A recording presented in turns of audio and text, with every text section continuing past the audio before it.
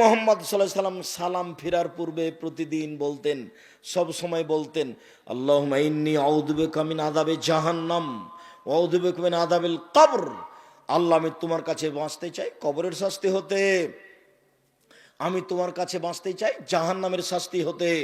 আউযু বিকা মিন ফিতনাতিল মাসিদ দাজ্জাল, তোমার কাছে আমি বাঁচতে চাই দাজ্জালের ফিতনা হতে।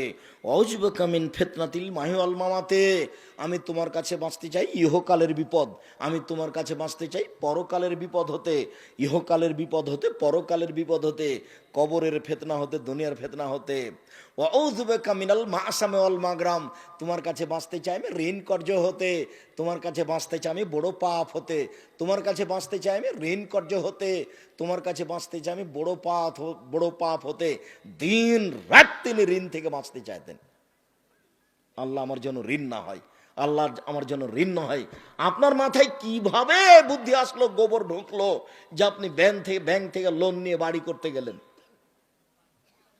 ব্যাংক থেকে লোন নিয়ে ব্যবসা করতে গেলেন? আমি তো তা কোনোদিন আব্দুর রাজ্জাক বিন এই সময় পরামর্শ দিইনি। আমি বলেছি চকলেট দিয়ে ব্যবসা শুরু করতে হবে, তাহলে ঋণ নেওয়া লাগবে না। চকলেটের পরে কি গো?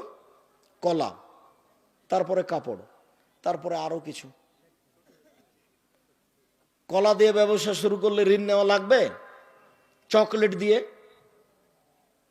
তা আপনি কোটি টাকা দিয়ে হিরোইন কিনলেন কেন কলকাতায়, আর ঢাকায় বিক্রি করলেন? এ ব্যবসা চলবে না। সম্মানিত দিনী ভাই বোন, আল্লাহ তাআলা বলেন চিরদিনের জন্য সুদের চূড়ান্ত সিদ্ধান্ত, সুদের ব্যাপার আল্লাহর পক্ষ থেকে চূড়ান্ত ফয়সালা। যারা সুদ খাবে তাদের অর্থ কমে যাবে। রাসূল সাল্লাল্লাহু আলাইহি সাল্লাম বলেছেন, সুদ দেখতে বেশি লাগে বটে, সুদের পরিণাম হলো নিঃস্ব ভিক্ষুক হওয়া।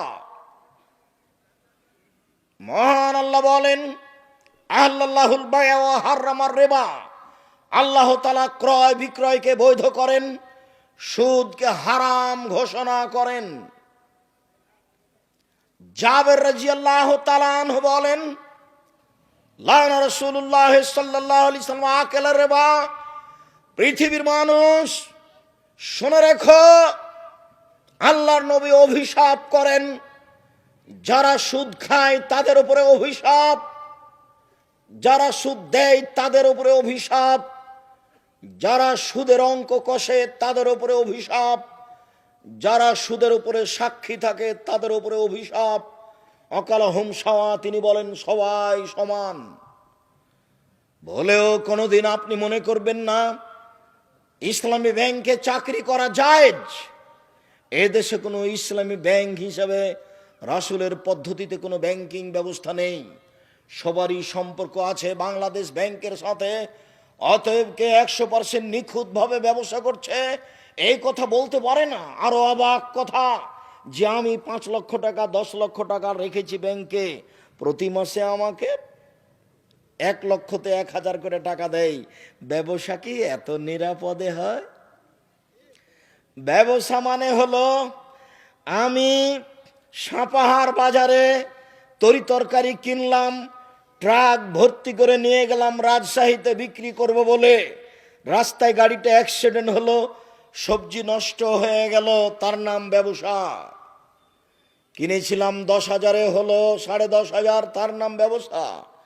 কিনেছিলাম 20,000-এ হয়ে গেল 15,000, তার নাম ব্যবসা। আরে নিরাপদে প্রতি মাসে আমার জন্য 10 লক্ষতে 10,000, 10 লক্ষতে 10,000, 10 লক্ষ। ধর্ম পাগল হয়ে গেছে।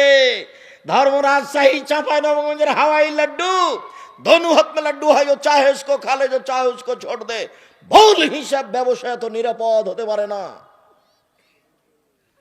অতএব এই দেশের মাটিতে ব্যাংকিং ব্যবস্থায় চাকরি করে পয়সা উপার্জন বৈধ হবে এ কথা অসম্ভব। এদেশে এমন কোন এনজিও নেই যে এনজিওতে চাকরি করে সেই পয়সা দিয়ে চাউল কিনে ভাত খেয়ে ইবাদত কবুল হতে পারে। ভুল হিসাব। হুজুর যা বলেছেন তা ভুল বলেছেন। এদেশে যে সন্দেহযুক্ত ব্যবসা আছে সেই সন্দেহযুক্ত ব্যবসা ছেড়ে দিয়ে জীবিকা নির্বাহ করতে হবে। বেশি দিন বেঁচে বেশি পয়সা অবৈধভাবে উপার্জন করার চেষ্টা করিয়েন না, যেহেতু এক সময় যেতেই হবে পৃথিবী ছেড়ে। কাজে এত কিছু হিসাব করা ঠিক হবে না। এই ছেলে, আচ্ছা তোমার আব্বার কথা বলি, তোমাকে বাদ দিলাম, তোমার বাপ বেশি কষ্ট পাবে তো সেই জন্য। তো এখন তো সব জমি কিয়ার হয়ে গেছে। চাঁপাইনবাবগঞ্জের দিয়াড়ের জমি তো কিয়ার ছিল না, তো ধান জমি মেপে ধান বোনা হতো, জমি মেপে ধান কাটা হতো। তো এখন তোমার বাপ ফাঁড়ি দিচ্ছে, ফাঁড়ি বুঝো ফাঁড়ি, তো সামনে একটা ধানের থোপ পড়েছে, এটা তোমার বাপ কোন দিকে করবে? তোমার বাপ কোন দিকে করেছে জিজ্ঞাসা করিও তো। মানে জাহান্নাম চলে গেছে, তাহাজ্জুদ দিয়ে হবে না। বাপ একটা বুদ্ধি করো, আল্লাহ কিভাবে কি করেছে এখন তো হিসাব দিতে পারবো না, তো যাক 10,000 20,000 50,000 টাকা জামিয়া সালাফে বাইতুল হাম জামে মসজিদে দিয়ে দিলাম, আল্লাহ তুমি বাঁচাও। পথ সহজ একটা হতে পারে, নিরুপায় হয়ে এই পথটা অবলম্বন করা যেতে পারে। 10 পয়সা ক্ষমা হওয়ার কোনো পথ নেই, আর একজনের হক ক্ষমা হওয়ার কোনো পথ এভাবে নেই। তার কাছে ক্ষমা নিতে হবে, ধান ফেরত দিতে হবে, না হলে একটা পথ অবলম্বন করলে হতে পারে ফতোয়া, আল্লাহ আলাম। সম্মানিত দিনী ভাই বোন, যত পথ আছে সুদের, সব পথ বন্ধ। আব্দুল্লাহ ইবনে হানজালা গাসিল রাদিয়াল্লাহু তাআলা আনহু বলেন, রাসূল সাল্লাল্লাহু আলাইহি সাল্লাম বলেছেন, দিরহাম রিবা ইয়াকুলুর রাজুলু ইয়ালাম আসাদ বিন সিত্তাত সালাসিনা জিনিয়া, কেউ যদি জেনে শুনে 1 টাকা সুদ 30 বার জেনা করে যত পাপ হবে, 1 টাকা সুদ খেলে তার চেয়ে বেশি পাপ হবে। সম্মানিত দিনী ভাই বোন, পাপের চেয়ে বড় আছে, তবে ভাষা এত কঠিন নেই। পাপের চেয়ে বড় আছে, তবে ভাষা এর চেয়ে কঠিন নেই। এই ছেলে, ওই যে তোমার পাশ থেকে, ওই যে আপনার পাশ থেকে লোকটা বা ছেলেটা উঠে চলে যাচ্ছে, আপনি নিষেধ করেন না? আমি তো বেশি ক্লান্ত, আমি তো এখান থেকে বের হয়ে লক্ষ্মীপুর যাব, নোয়াখালী প্রতিষ্ঠানে উঠব। আমি তো এসেছি সাতক্ষীরা থেকে এসে প্রতিষ্ঠানে থেকেছি, কাজ করেছি, তারপরে জোহরের পরে ফতোয়া বোর্ডে বসেছি। আপনাদের মাসিক আল ইতেসামের ফতোয়া বোর্ড হয় প্রতি মাসে। আপনাদের একটা অতীব গুরুত্বপূর্ণ পত্রিকা আছে, মাসিক আল ইতেসাম পত্রিকা। সম্মানিত দিনী ভাই বোন, সবকিছু হারিয়ে গেলে মাসিক আল ইতেসাম পত্রিকা হারায় না যেন। আমার জীবনে বড় স্বাদ, আমি এদেশের মাটিতে উন্নত মানের প্রতিষ্ঠান গড়ব। সেটাই জামিয়া সালাফিয়া ডাঙ্গিপাড়া পবা রাজশাহী, সেটাই জামিয়া সালাফিয়া রূপগঞ্জ নারায়ণগঞ্জ ঢাকা, সেটাই জামিয়া সালাফিয়া 6 মাইল বাবুগঞ্জ বরিশাল, সেটাই জামিয়া সালাফিয়া তেঘরা বিরল দিনাজপুর, আরও অন্যান্য ডিস্ট্রিক্টে ভাবছি। আমার মনে বড় স্বাদ, আমি এদেশের মাটিতে উন্নত মানের প্রতিষ্ঠান গড়বই ইনশাআল্লাহ। আমার কাছে টাকা পয়সা থাক আর না থাক, আমার কাছে টাকা নাই এ কথাও সত্য, এখানে প্রতিষ্ঠান গড়বে এ কথাও সত্য, ইনশাআল্লাহ গড়বে। জামিয়া সালাফিয়া ডাঙ্গিপাড়া পবা রাজশাহীর বাইতুল হাম জামে মসজিদে এখন পর্যন্ত খরচ হয়েছে প্রায় 10 কোটি টাকা। তা আমি তো 10 টাকারও মালিক নই। 90% জমির উপরে মসজিদ, প্রায় 20 বিঘে জমির উপরে এই প্রতিষ্ঠান, 1700 ছাত্র এখন বোর্ডিংয়ে খায়, 800 মেয়ে এখন বোর্ডিংয়ে খায় রাজশাহীতে। 2 প্রতিষ্ঠান মিলে 3,500 ছেলে মেয়ে পড়াশোনা করে, সব ভিন্ন ভিন্ন স্থানে থাকে। এখন প্রায় 20 লক্ষ টাকা মাসে বেতন লাগছে জানুয়ারি থেকে। তো 20 লক্ষ বেতন এখানে আছে। সম্মানিত দিনী ভাই বোন, এই প্রতিষ্ঠানের মুখপাত্র পত্রিকা হচ্ছে মাসিক আল ইতেসাম পত্রিকা, যার কারণে এই পত্রিকার সাথে আপনার সম্পর্ক থাকতে হবে। কাজে আপনি আমাকে ক্লান্তি দেখায়েন না। ফতোয়া শেষ করে 7:30 8টার সময় আমি গাড়িতে উঠেছি, গাড়িতে উঠে আপনার এখানে এসেছি। আমি আপনার সামনে এখন কথা বলছি, কথা বলে আমি ঢাকা জামিয়া সালাফিয়া হয়ে আমি যাব লক্ষ্মীপুর নোয়াখালী, সেখানে প্রোগ্রাম করে ফিরে জুমার খুতবা দিব কুমিল্লা ইনশাআল্লাহ। কুমিল্লা থেকে খুতবার পরে আমি যাব ব্রাহ্মণবাড়িয়া, ব্রাহ্মণবাড়িয়া, ওখানে প্রোগ্রাম শেষে আমি যাব সিলেট মৌলিবাজার ইনশাআল্লাহ। সিলেট মৌলিবাজার হয়ে বিমান হয়ে ঢাকা হয়ে সৈয়দপুর হয়ে দিনাজপুরে প্রোগ্রাম করে রাজশাহী ফিরবো, এই মর্মে বের হয়েছি। আপনি যদি বলেন আব্দুর রাজাক সাহেব আমি আপনার চেয়ে ক্লান্ত, তাহলে কি এটা চলবে? দয়া করে আমাকে কাজ দেখায় না কিছুক্ষণ, সম্মানিত দিনী ভাই বোন, আর আপোষে কোনো কথা বলবেন না, আপনাকে বলছি। আর এরপরে আপনি আপনার স্ত্রীকে বলে দিয়েন যেন চিল্লাচিল্লি না করে, ঢং যেন না দেখায়, একবারে মুখ বন্ধ করে ছেলেকে কোলে নিবে, মুখ বন্ধ করে, মুখ খুলে যেন কিছু না বলে। আর ছেলেরা তোমরা খুব সোচ্চার হও, জেনা সবচেয়ে মহাপাপ, জেনা ঘৃণিত পাপ, যেগুলো বড় বড় পাপ রয়েছে তার সবচেয়ে ঘৃণিত পাপ হলো জেনা। জেনার পাপের ভাষা এত কঠিন নয়। সবচেয়ে ঘৃণিত পাপ হলো চুরি। চুরির পাপের ভাষা এত কঠিন নয়। ঘৃণিত পাপ হলো মিথ্যা সাক্ষী। নওগাঁ জেলে 20 বছর থেকে একটা লোক আছে, নিজেই জানে না আমি কেন জেলে। ও হলো 1 নম্বর আসামি। যেদিন মারামারি হয় সেদিন ও ছিল রংপুরে, আর সাক্ষীদাতা বলছে আমি নিজ চোখে মারতে দেখেছি, অথচ যাকে মারতে দেখেছি বলছো সেদিন ওই গ্রামেই ছিল না। তাহলে কেমন সাক্ষী দিলে? এর না মিথ্যা সাক্ষী। মিথ্যা সাক্ষী দিবে যে সে জাহান্নামে যাবে। তবে ভাষা এত কঠিন নয়। পাপের জগতে সবচেয়ে বড় পাপ হলো শিরক, তবে ভাষা এত কঠিন নয়।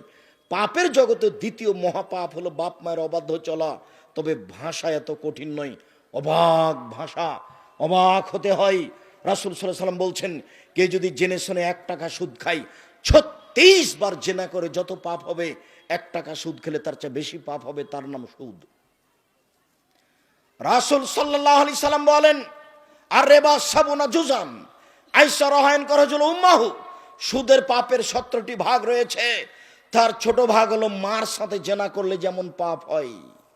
ইন্না লিল্লাহি ওয়া ইন্না ইলাইহি রাজিউন। সুদের পাপ ছোট থেকে বড়, বড় থেকে ছোট। তার সবচেয়ে ছোট ভাগ হলো মার সাথে জেনা করলে যেমন পাপ হয়। বলেন তো কেমন ভাষা? এরকম ভাষা অন্য কোনো পাপের সাথে জড়িত নয়। এই হচ্ছে সুদের পাপ। আপনি আমার দিকে চেয়ে থাকবেন এক খেয়ালে। আমি একটা লম্বা হাদিস অনুবাদ করছি। আর কোনো ছেলে যেন আপনার পাশ থেকে না উঠে, কোনো মহিলা যেন আপোষে কথা না বলে। অল্পক্ষণে আমি কিছু অংশ অনুবাদ করে কিছু অংশ বলে শেষ করব। শুধু অনুবাদ করলে ঘন্টা যাবত লেগে যাবে। আমি এই সুদের অংশ দেখানোর জন্য একটা হাদিস অনুবাদ করছি। আপনি এক খেলা আমার দিকে চেয়ে থাকবেন। শামরা ইবনে জুনদুব রাদিয়াল্লাহু তাআলা আনহু বলেন, রাসূল সাল্লাল্লাহু আলাইহি সাল্লাম ফজরের সালাত আদায় করে আমাদের মুখামুখি হয়ে জিজ্ঞাসা করতেন, হালরা মিনকুম আল-লাইলাতা রুয়াত, সঙ্গী সাথে তোমরা কেউ স্বপ্নে কিছু দেখেছো? ফাইন রাহাদুন কাসাহা, কেউ যদি কোনো কিছু স্বপ্নে দেখতো তাহলে আল্লাহ রসুলের সামনে বলে দিত। আল্লাহ রসুল তখন তার তাবির করে দিতেন, তোমার স্বপ্নের ফল হলো এই, তোমার স্বপ্নের ফল হলো এই, তোমার স্বপ্নের ফল হলো এই। একদা ফজরের সালাতের পরে আল্লাহর নবী আমাদেরকে বলছেন, তোমরা কি গত রাত্রে কোনো স্বপ্নে কিছু দেখেছো? কুল্লান লা, আমরা বললাম জি না, আমরা স্বপ্নে কিছু দেখিনি। তখন আল্লাহ রসুল নিজে বলছেন, শোনো, ইন্নী রাআইতুল লাইলাতা রাজুলাইনি, আমি গত রাতে 2টা লোককে স্বপ্নে দেখলাম। ফাতায়ানি, তারা 2জন আমার কাছে আসলো। ফা খাজা বেয়াদাইয়া, তারা আমার 2 হাতকে ধরলো, ধরে বাইতুল মুকাদ্দাসের দিকে টেনে নিয়ে যেতে লাগলো। তারা আমার 2 হাত ধরে টেনে নিয়ে যাচ্ছে। যেতে যেতে আমি একটা লোকের পাশে চলে আসলাম। দেখি লোকটা বসে আছে, আর তার পাশে একটা লোক দাঁড়িয়ে আছে। তার হাতে আছে একটা লোহার লাঠি, বাঁকা লাঠি, ফেদ খোলে ফিসিদকে, বাঁকা লোহা লাঠি।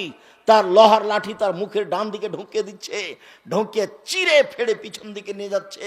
আবার লাঠিটা বের করে মুখের বাম দিকে লাগিয়ে দিচ্ছে, বাম দিককে চিরে ফেলে পিছন দিকে নিয়ে যাচ্ছে। আবার লাঠিটা বের করে ডান দিকে লাগাচ্ছে। লাঠিটা আনতে না আনতে দেখে ডান দিক ঠিক হয়ে গেছে। আবার চিরে ফেলছে, আবার বাম দিকে লাগাচ্ছে। বারবার এই দৃশ্য। আমি বললাম, মাহাজা, একই দৃশ্য। তারা 2জন বললেন, ইনতালেক, চলতে থাকেন। ফান তালাক না, আমি কিছু না বলে আমরা চলতে থাকলাম। চলতে চলতে চলে আসলাম, দেখি একটা লোক চিত হয়ে শুয়ে আছে। আর একটা লোক পাশে দাঁড়িয়ে আছে, তার হাতে একটা পাথর আছে। ইয়াসদাকু বিরাশাহু, এই পাথর দিয়ে মারছে তার মাথার উপরে। মাথায় লেগে মাথা একবারে ভেঙে চৌচির হয়ে যাচ্ছে, পাথরটা ছিটকে চলে যাচ্ছে। লোকটি পাথরটা আনতে যাচ্ছে, এইখানে আসতে না আসতে দেখে মাথাটা ঠিক হয়ে গেছে। ফাদার আসহ কামাকানা, মাথা যেমন ছিল তেমন হয়ে গেছে। যত বারে মারে দাদা দাহাল হাজারো, পাথরটা ছিটকে চলে যায়। ফান্তালাকে এলাই হেলিয়া খোঁজাহু, ও আবার পাথর আনতে চাই, দেখে মাথা ঠিক হয়ে গেছে। দৃশ্য দেখে আমি বললাম মাহাজা, একই দৃশ্য। কালা, তারা দুইজন বলেন ইনতালেক, চলতে থাকেন। ফান্তালাক না, কিছু না বলে চলতে থাকলাম। চলতে চলতে ফা আতাই না আল্লাহ নাকবিল মিসরি তান্নুরে, একটা গর্তের পাশে চলে আসলাম। দেখি গর্তটা চুলার মতো, তন্দুরি রুটি সিদ্ধ করার জন্য যেই চুলা থাকে সেই চুলা। ফা আলা হুসাইকুন অসফালাও অসে, তার উপর হচ্ছে সংকীর্ণ, ভিতর হচ্ছে প্রশস্ত। উপর হচ্ছে সংকীর্ণ, ভিতর হচ্ছে প্রশস্ত। তাতাওয়াক্কাদু ফিহিন নার, তার ভিতরে আগুন ধাঁধা ধাঁধা ধাঁধা করে জ্বলছে। ফাইজা ইরতাফাত ইরতাফাউ, যখন আগুন জোরে জ্বলে উঠছে তখন ভিতরে যা আছে সব উপরে চলে যাচ্ছে, মনে হচ্ছে বের হয়ে পড়ে যাবে। ফাইজা খামেদাত রাজাউ ফিহা, আগুন যখন একটু কমে যাচ্ছে সব নিচের দিকে চলে যাচ্ছে। ফিহা রিজালুন নিসান, ওরা দেখি সেখানে নারী পুরুষ উলঙ্গ অবস্থায় জমা ধরে আছে।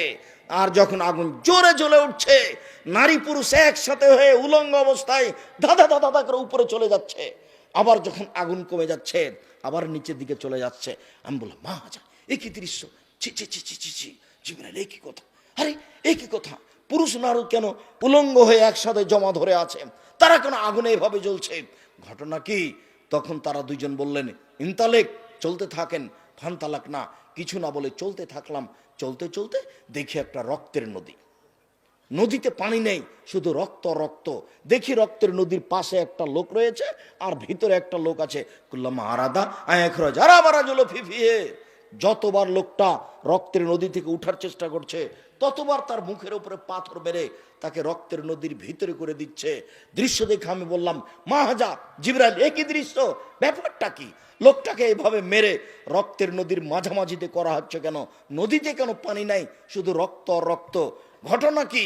তারা দুইজন বললেন ইনতালেক, চলতে থাকেন। ফান্তালাক না, কিছু না বলে চলতে থাকলাম। ফা আতাইনা আলা রাউজাতিন খাজরা, চলে আসলাম একটা সবুজ বাগানে, বিশাল বাগান, ঝকঝকে টকটকে আছে সবুজ বাগান। ফিহা সাজারাতুন নাজিমা, দেখি তাতে একটা বিশাল বড় গাছ। অফি আসলি সাজারের সাইখন, দেখি গাছের পাশে একটা বৃদ্ধ মানুষ বসে আছেন। অমামু আউলাদুন নাসের, দেখি বৃদ্ধ মানুষের সামনে কতগুলি বাচ্চা ছেলে ছোটাছুটি দৌড়াদৌড়ি করছে। রাজুলুন কারিবুন মিনাশ সাজারে, গাছ থেকে একটা দূরে একটা লোক ইউকুদুন নারা, দেখি লোহার লাঠি নিয়ে আগুনকে উত্তেজিত করছে। ফাসায়দা বিয়া সাজারা, তারা দুইজন আমাকে গাছের উপর দিকে নিয়ে চলে গেল। অদখানের দাঁড়ান নিগে একটা ঘরে ঢুকিয়ে দিল। মারাই তো হাসানা কাত্ত, আমার জীবনে এত সুন্দর টকটকে ঝকঝকে ঘর জীবনে কোনোদিন দেখিনি। সেই ঘরের ভিতরে দেখি যুবক যুবতী বৃদ্ধ ছেলে মেয়ে সব ভর্তি। ফাখরা জানি মিনহা, তারা দুজন আমাকে সে ঘর থেকে বের করে নিল, আরো উপরে নিয়ে চলে গেল, আরো উপরে নিয়ে গিয়ে একটা ঘরে ঢুকিয়ে দিল। হে আহসান আফজাল মিনহা, আরে পরের ঘরটা আগের ঘরের চেয়ে অনেক অনেক অনেক উত্তম, অনেক সুন্দর। কি আর আমি বিবরণ দিই? আমি দেখি সেখানে যুবক আর বৃদ্ধ মানুষ আছে, মহিলা নেই, ছেলে মেয়ে নেই, এটা দেখতে পাই না, শুধু দেখলাম যুবক আর বৃদ্ধ মানুষ। আমি তাদের দুজনকে বললাম আখবেরিন আমার আইতো, শোনো, আমি যা কিছু দেখেছি আমাকে বলে দাও, আমি এগুলো কি দেখলাম।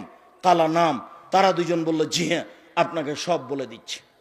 এবার আপনি আরো সতর্কতার সাথে এক খেলে চেয়ে থাকবেন। এই ছেলে, কারো গায়ে হাত রাখো না, রেডি হও। তোমাকে আমি বিরক্ত করতে আসিনি, তোমার বিরক্তির আগে আমরা আলোচনা শেষ করব। যেহেতু এখন সব দৃশ্যগুলি যেগুলো তিনি দেখলেন তার বিবরণ দেওয়া হবে। এক খেয়ালে চেয়ে তখন হাদিস বুখারী, সন্দেহের কিছু নেই। ওই যে আপনি দেখলেন যার মুখের পাশ দিয়ে লোহার লাঠি, বাঁকা লাঠি ঢুকিয়ে মুখ চিরে ফেলা হচ্ছে, রাজুলুন কাযযাব, ও হলো মিথ্যুক, মিথ্যা কথা বলতো। আজকে দোকানে বসে কটা মিথ্যা কথা বলেছেন?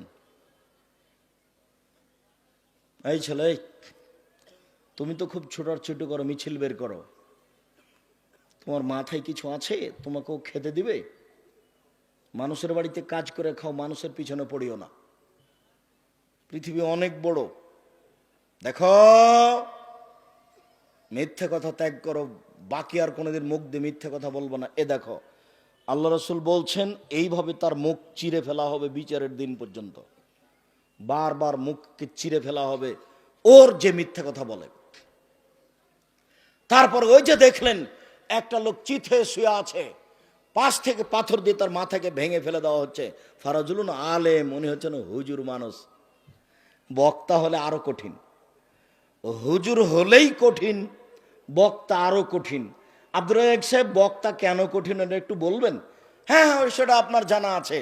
ওই যে আল্লাহ রাসূলকে একবার জিবরাইল উপরে নিয়ে যাচ্ছিলেন, দেখলেন যে কতগুলো লোকের ঠোঁট জিভাকে আগুনের কাঁচি দিয়ে কেটে দেওয়া হচ্ছে। জিভাকে আগুনের কাঁচি দিয়ে কেটে দেয়, বিশাল কথা তো। আগুনের কাঁচি জিভাকে কেটে দেওয়া হচ্ছে। তা আল্লাহ রাসূল তো দেখে অবাক। জিবরাইল বলে এ কি কথা? আরে মানুষের জিভাকে কেটে দেওয়া হচ্ছে কেন? মান হলে এরা কারা? তখন জিবরাইল বলছেন, হাউলায়ে খুতবাউ মিন উম্মাতিক, এগুলো আপনার উম্মতের বক্তা। আমি বলেছি শতকরা 95 জন বক্তা মিথ্যুক, তবে আমি বলিনি ইনি মিথ্যুক, এ কথা আমি বলিনি। আমি বলেছি শতকরা 98 জন মুফাসসির মিথ্যুক, তবে আমি বলিনি ইনি মিথ্যুক। তোমার যদি সাহস হয় যে আমার মুফাসসির মিথ্যা কথা বলে না, তাহলে তুমি পেশ করতে পারো, আমি তোমাকে কথায় কথায় দেখাবো। শোনো, দিন রাত দেখালাম, ওই তো তাবিজের কথা নকশা করা আছে, আর মানুষের বানানো দোয়া ও খাতমিল কোরআন শরীফ খতমের দোয়া আমি কিয়ামত পর্যন্ত সময় দিয়েছি। আরো সময় দিয়েছি। বর্তমানে এসে যদি 3 ফুট পর পর দাঁড়ানো প্রমাণ হয়ে যায়, তা আমি আব্দুর রাজ্জাক বিন ইউসুফ আর কোনোদিন বক্তব্য দেব না। আজ থেকে নিয়ে কিয়ামত পর্যন্ত যদি কাবা ঘরে প্রতিদিন 3 ফুট পর পর দাঁড়ায়, তবুও হবে না। মুহাম্মদ সাল্লাল্লাহু আলাইহি সাল্লামকে আবার পৃথিবীতে আসতে হবে, এসে বলতে হবে, পৃথিবীর মানুষ, আমি মুহাম্মদ বলছি তোমরা 3 ফুট পর পর দাঁড়াও। সেদিন হতে পারে, তাছাড়া হবে না। যেহেতু মুহাম্মদ সাল্লাল্লাহু আলাইহি সাল্লাম কিয়ামত পর্যন্ত আর কোনোদিন আসবেন না, এই সিদ্ধান্তের কোনোদিন পরিবর্তনও হবে না। মসজিদে মরে যাওয়া ভালো, মাঠে মরার চেয়ে কোথায় মরবো? মসজিদেই মরি। আরে সুলিও হয়নি, ফাঁসিও হয়নি। ইংরেজ সরকার আলেম ওলামাকে ধরে ফাঁসি দিত, আর ছেলে মেয়েকে বাড়ি থেকে বের করে দিয়ে বাড়িতে আগুন লাগিয়ে দিত। এটা হলো ইংরেজদের সিদ্ধান্ত। লোকটাকে কি করেছে? মাওলানা সাহেবকে ধরে কি করেছে? ফাঁসি দিয়ে দিয়েছে। আর স্ত্রী ছেলে মেয়েকে কি করেছে? বাড়ি থেকে বের করে দিয়েছে। তারপর বাড়িটাকে কি করেছে? আগুন দিয়ে জ্বালিয়ে দিয়েছে। তো ওই বেশি মাজলুম না আপনি? আপনার সুলিও হলো না, ফাঁসিও হলো না, আর আপনি বলেন বেশি মানুষ আসবে না, বেশি মানুষ আসবে না 3 ফুট পর পর। আর আপনি একটা মসজিদের সর্দার সভাপতি, দাড়ি ছোট করা চাচা আছে, আর আপনি বলছেন বেটা 3 ফুট পর পর দাগ দাও, 3 ফুট পর পর দাগ দাও, দিয়ে লাল কালি দিয়ে দাগ দিলে দিন 3 ফুট পর পর। ও দাড়ি চাচা, সভাপতি, সেক্রেটারি। আমি আব্দুর রাজ্জাক বিন ইউসুফ আপনাকে সভাপতিও করিনি, সেক্রেটারিও করিনি, করবও না। আর আপনাকে আমি হিসেব করে আমার জীবনে কোনোদিন কথা বলিনি, বলবও না। পয়সা নিয়ে আমাকে বক্তব্য দিতে হবে এটা না। কালকে আমি সাতক্ষীরা থেকে এসেছি, 1 পয়সা দেয়নি, 1 পয়সা নয়। তো সাতক্ষীরাতে তো গাড়িটা এমনি আসবে না, নাকি এমনি আসবে? এরকম কতদিন আছে। একবারে দিনাজপুর থেকে এসেছি, সে একবারে শেষ প্রান্ত, 1 পয়সা দেয়নি। পরীক্ষা করে দেখছে, দেখি কি হয়। আর এ তো সাপাহার, এটা তো নওগাঁ, এটা তো হিসাবই নাই। আর পিছন থেকে একজন বলছে যে এই মাঠে নাকি কম টাকা দিয়েছে, সেজন্য নাকি আসছেন না। আমি কখন এসেছি এটা আমার মনে নাই, আল্লাহ মাফ করো। শোনো এই ছেলে, শোনো, আমার ওপরে কোনো মন্তব্য করো না, না জেনে। তোমার মন্তব্য হয়ে যাবে হিংসা করে। ভুলেও কোনোদিন কারো পাল্লাতে পড়ে, অন্তত আমি আব্দুর রাজ্জাক বিন ইউসুফ, আমার উপরে কোনো মন্তব্য করো না। আল্লাহর কসম, আমি আমার জীবনে কোনোদিন স্বার্থ নিয়ে একটা পা ফেলেছি তা আমার মনে নেই। কেউ যদি আমার সামনে প্রমাণ করে দিতে পারে যে আব্দুর রাজ্জাক সাহেব একদিন আমার কাছে পথ খরচ পাথেও চেয়েছিল, তাহলে আমি আর কোনোদিন বক্তব্য দিব না। আচ্ছা, টাকা কম দিয়েছিলে সেই জন্য অনেকদিন পরে আসলাম, এটাই হলো, কিন্তু পাথেও চেয়েছিলাম কি? এটা কি তুমি বলতে পারো? যখন আমার হাতে টাকা দিয়েছিলে তখন আমার মুখখানটা একটু কালো কালো কেমন কেমন দেখলে, এরকম মনে হয় কি? তাহলে তাহলে তুমি যা বলেছ সব অপবাদ। তুমি নিজেও গেছো খামাখা আর হিংসা করে আর একজনের পাল্লায় পড়ে কি করেছো তুমি? কত মানুষ আমার কাছে যেখানে সেখানে ক্ষমা চাই, মোবাইলে ক্ষমা চাই, সাক্ষাৎ হলে ক্ষমা চাই। আচ্ছা ঠিক আছে, আপনি বললেন যথেষ্ট, আল্লাহ আপনাকে মাফ করুন। সম্মানিত দিনী ভাই বোন, ওই যে আপনি দেখলেন রাসূল সাল্লাল্লাহু আলাইহি সাল্লামকে বলছেন জিবরাইল, ওই যে আপনি দেখলেন মাথা ভেঙে ফেলা হচ্ছে, ও হচ্ছে মওলানা মানুষ, জানা অনুপাতে আমল করেনি, যার কারণে শাস্তি হচ্ছে। অনেক কথা আলেমের ব্যাপারে আছে, তা আমি এখানে বলছি না, তবে উপদেশ বইয়ে পড়তে হবে, উপদেশ বই রাখা জরুরি। কে বড় ক্ষতিগ্রস্ত কে বড় লাভবান রাখা জরুরি। রিজিক রাখতে আপনি বাধ্য, অন্তত রিজিক বইটি 10 বার পড়বেন। আব্দুল্লাহ লিখা মিন্নাতুল বারি নিজের ছেলের লিখা মনে করবেন, বুখারীর ব্যতিক্রম ব্যাখ্যা মিন্নাতুল বারি মনে করবেন আমার নিজের ছেলে রেখেছে, আমি একটু লিখেছে, একটু বইটা পড়ে দেখি, আমার আদরের ছেলে লিখেছে বইটা একটু পড়ে দেখি। এইভাবে আপনি একটু ভালোবাসা দেখিয়ে পড়বেন, অনেক উপকার হবে, আশা রাখি ইনশাআল্লাহ। সম্মানিত দিনী ভাই বোন, আমি বলছিলাম রাসূল সাল্লাল্লাহু আলাইহি সাল্লামকে তারা বললেন, ওই যে আপনি দেখলেন একটা গর্তে আগুন জ্বলছে, ধাঁধা ধাঁধা করে জ্বলছে, আর তারা উলঙ্গ অবস্থায় পুরুষ নারী জমা ধরে আছে। আগুন যখন জোরে জ্বলছে উপরে চলে যাচ্ছে, আবার যখন আগুন কম হচ্ছে তখন নিচে চলে যাচ্ছে। অহমদ জোনাতা জাওয়ানি, ওরা হচ্ছে ব্যভিচার ব্যভিচারনী। যারা জেনা করেছে জীবনে তারাকে উলঙ্গ অবস্থায় জমা করে দেওয়া হয়েছে, জমা করে দিয়ে আগুনের ভিতরে ফেলে দেওয়া হয়েছে, জ্বলছে, জ্বলতে জ্বলতে আগুন জ্বরে উঠলে উপরে যাচ্ছে, আবার নিচে চলে আসছে। রাসূল সাল্লাল্লাহু আলাইহি সাল্লাম অন্য এক বর্ণনায় বলেছেন যে আমাকে জিবরাইল এবং মিকাইল নিয়ে গেল, দেখি হঠাৎ করে অনেক মানুষ আসাদ্দ ইন্তেফাখান ফুলে ফেপে বিশাল বিশাল আকৃতি হয়ে আছে, 30-40 হাত উঁচু উঁচু লাশ পড়ে আছে, এত গন্ধ, মনে হচ্ছে গ্রামের টয়লেট, মনে হচ্ছে গণশৌচাগার, মনে হচ্ছে গ্রামের টয়লেট, মনে হচ্ছে গণশৌচাগার, গন্ধে টিকা যায় না। আমি বললাম জিবরাইল মান হাউলা, এরা কারা জিবরাইল? তখন জিবরাইল বললেন অহমদ জোনাতা জাওয়ানি, এরা হলো ব্যভিচার ব্যভিচারনী। একটা হাসান হাদিস, অনেকে বলতে চেয়েছেন হাসান ও নয় জয়ীব, হাসান হাদিস, রাসূল সাল্লাল্লাহু আলাইহি ওয়াসাল্লাম বলেছেন যেসব মহিলারা জেনায় লিপ্ত হবে ওদের লজ্জা স্থানের গন্ধে জাহান্নামীরা জাহান্নামে থাকতে পারবে না। যেসব মহিলারা জেনায় লিপ্ত হবে ওদের লজ্জা স্থানের গন্ধে জাহান্নামীরা জাহান্নামে টিকতে পারবে না। জিবরাইল একই কথা, আরে এত ফুলে ফেপে কে তারা, এত কেনা মোটা মোটা? জিবরাইল বললেন ওরা হলো ব্যভিচার ব্যভিচারনী। এই যে দেখছেন উলঙ্গ অবস্থায় জমা হয়ে জ্বলছে, এরা হলো ব্যভিচার ব্যভিচারনী। তারপরে আপনি দেখলেন একটা লোক রক্তের নদীতে পড়ে আছে, যতবার উঠতে চেষ্টা করছে ততবার পাশ থেকে পাথর মেরে তাকে রক্তের মাঝামাঝিতে করে দেওয়া হচ্ছে। অহ আকেলু রেবা, ও হচ্ছে সুদখোর। লম্বা হাদিস অনুবাদ করে আসছি এই বাক্যটার কারণে। কেউ যদি 1 টাকা সুদ খাই, 36 বার জেনা করলে যত পাপ হবে, 1 টাকা সুদ খেলে তার চেয়ে বেশি পাপ হবে। 2, সুদের পাপের 17টি ভাগ রয়েছে, ছোট ভাগ হলো মার সাথে জেনা করলে যেমন পাপ হয়। দেখেন তো ভাষাটা কেমন, মানুষ মার সাথে জেনা করবে, মার সাথে জেনা করলে যেমন পাপ হয়। 3, কেউ যদি সুদ খায় তাহলে তাকে রক্তের নদীতে ফেলে দিয়ে তাকে পাথর দিয়ে তার মুখকে ভেঙে চৌচির করা হবে যতদিন পর্যন্ত বিচার না হচ্ছে। শেষ বিচার হলো জাহান্নাম। সম্মানিত দিনী ভাই বোন, সুদের অবস্থা আপনি বুঝতে পারলেন। সুদের দুনিয়াতে শেষ পরিণতি ভিক্ষুক, সুদের শেষ পরিণতি পরকালে জাহান্নাম। সুদের শেষ বিচারের মাঠের অবস্থা হলো রক্তের নদীতে পড়ে থাকা। রক্তের নদীতে আপনি পড়ে থাকবেন যতক্ষণ পর্যন্ত বিচার না হচ্ছে। এই ছেলে, সিরিয়াল বলো, মনে করে নিয়ে যেতে হবে। এই ছেলে খেয়াল করো এদিকে। 1, সুদের শেষ পরিণতি দুনিয়াতে কি? ভিক্ষুক হওয়া। আমি বুঝছি টাকা বেশি হলেও তার ফলাফল এই। 2, কেউ যদি 1 টাকা সুদ খায় তাহলে সেটা কি হলো? 36 বার জেনা করার সমান পাপ হলো, তার চেয়ে বেশি। 3, সুদের পাপের 17টি ভাগ রয়েছে, ছোট ভাগ হলো মার সাথে জেনা করলে যেমন পাপ হয়।